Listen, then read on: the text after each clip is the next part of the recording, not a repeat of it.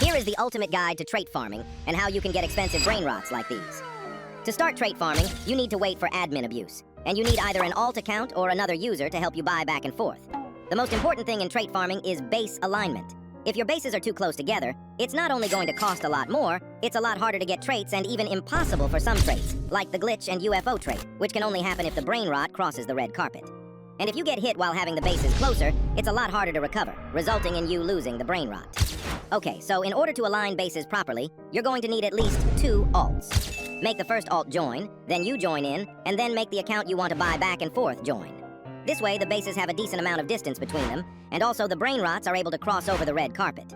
Although 2 accounts are the minimum, I would recommend trying to get 4 alt accounts. That way, you can make the first 3 alts join, filling up the same slots as before, then you can join on your main, placing you here, and then finally, the account you're going to be buying back and forth will join and be placed here.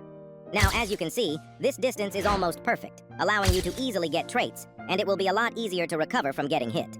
Speaking of getting hit, here's how you can recover every time. First, there are 2 types of ways to be sabotaged, visually and physically getting hit.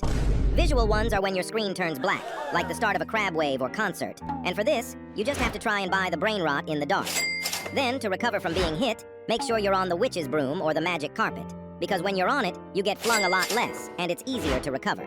Also, to help with both, don't stand right next to your base. It's okay to sacrifice some distance for safety. However, you need to find the balance and where you feel the most comfortable. If you take too much space, it's going to take longer to get traits.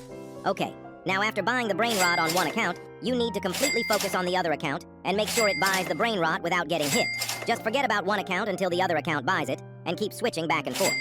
Lastly, another tip is that even if there are little to no events going on, you need to keep buying because Sammy can do a sneaky last snap. To be honest, there's a lot more to it, so subscribe and comment if you want a part 2.